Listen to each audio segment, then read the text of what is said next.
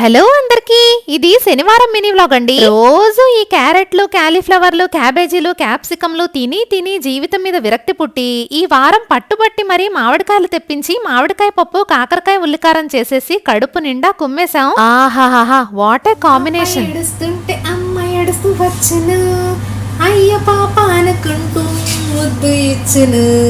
ఇప్పుడు అర్థమైందా పప్పు, పాప ఎందుకు ఏడుస్తుంది? అమ్మ కోసమే కదా.